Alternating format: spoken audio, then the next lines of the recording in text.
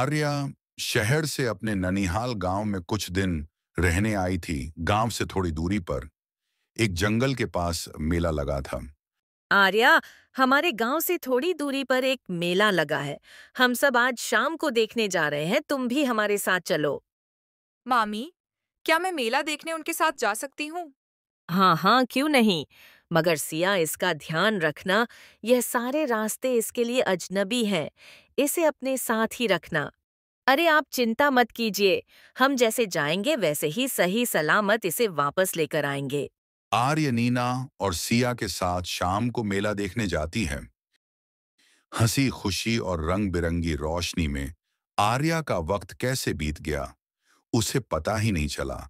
वहां बहुत ही चहल पहल थी, हर तरफ रौनक ही रौनक। रात बहुत हो गई थी, अंधेरा घना हो गया। अचानक मेले में बिजली चली गई। हर तरफ अंधेरा ही अंधेरा था। इस अंधेरे में आर्या अपने दोस्तों से बिछड़ गई।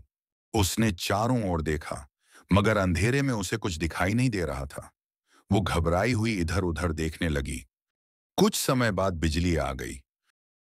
उसने इधर उधर देखा, मगर उसे नीना और सिया कहीं दिखाई नहीं दी। नीना, सिया, कहाँ हो तुम? हे भगवान, अब मैं क्या करूं? मगर कोई जवाब नहीं आया। फिर उसने अकेले ही गांव की तरफ जाने का फैसला किया। वो धीरे धीरे चलने लगी। उसे एक पगडंडी दिखाई दी। उसे लगा यही रास्ता है। अंधेरे में सभी रास्ते एक से लग रहे थे। वह उस पगडंडी पर चलने लगी। लगता है मैं रास्ता भटक गई हूँ।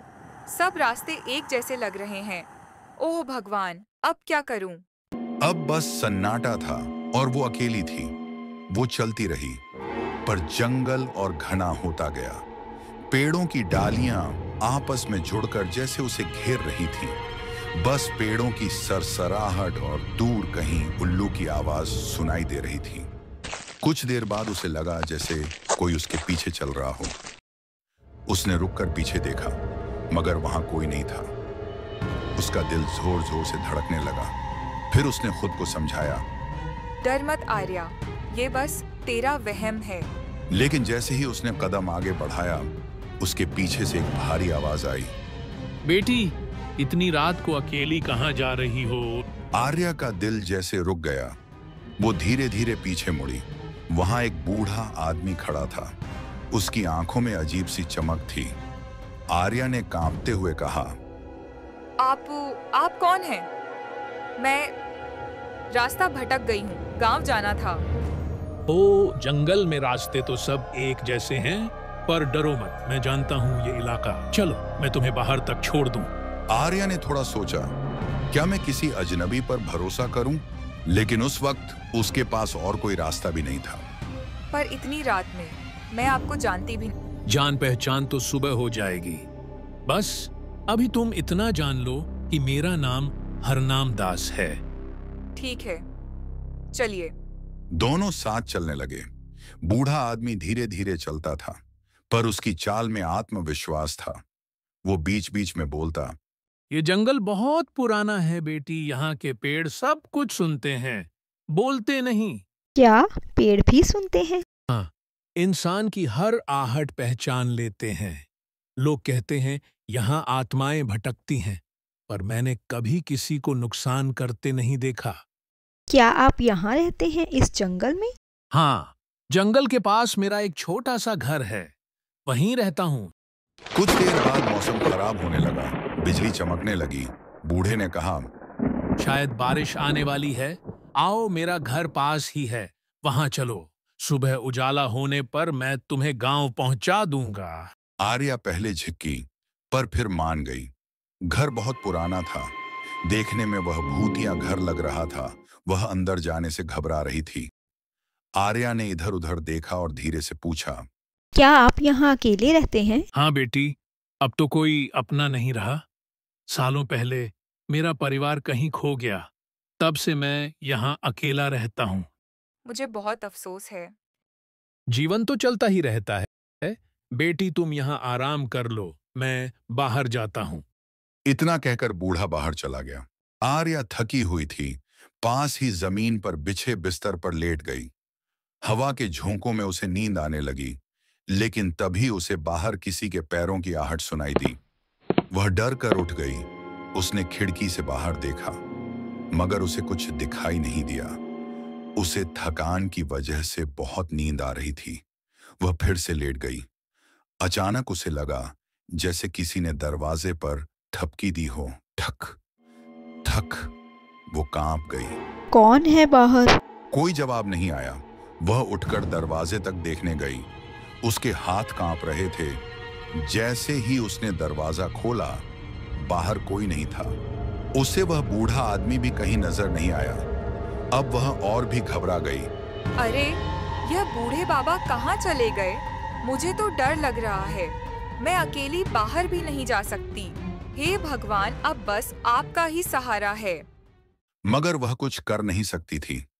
वह बिस्तर पर आकर फिर से लेट गई और पता नहीं चला कब नींद आ गई।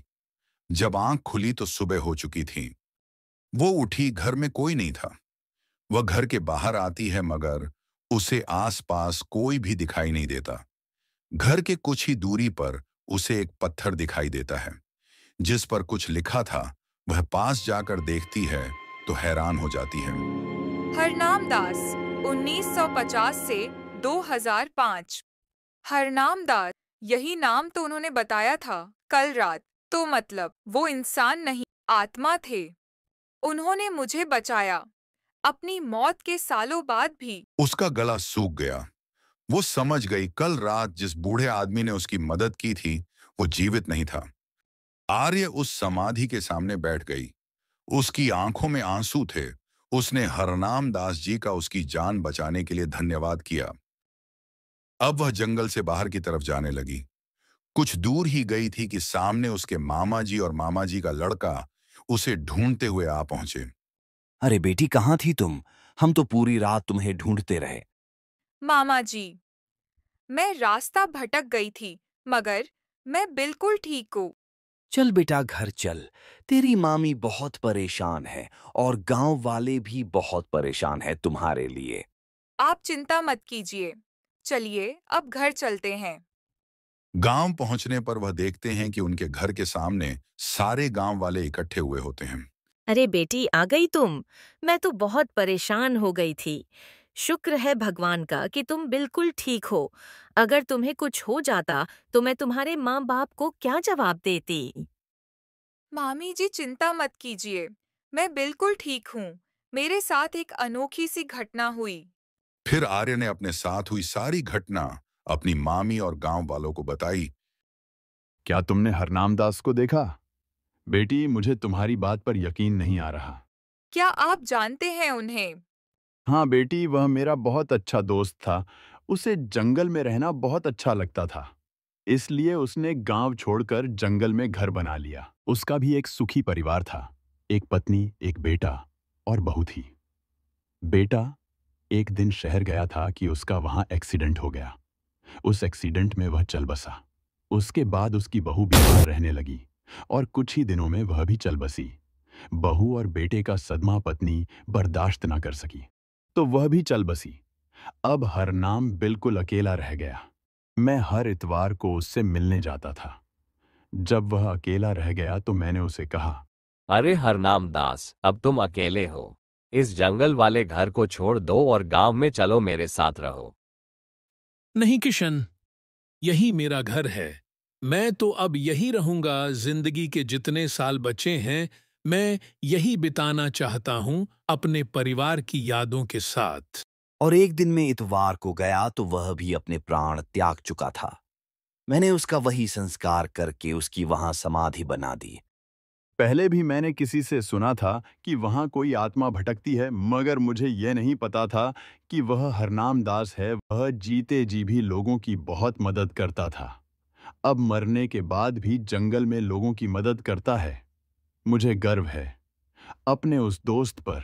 जी दादाजी, वह बहुत अच्छे हैं। उन्होंने मुझे बड़े प्यार से अपने घर में रखा। मैंने वहां रात बिताई और सुबह वापस आ गई। वह सच में बहुत अच्छे हैं और उनकी आत्मा सबकी मदद करती है।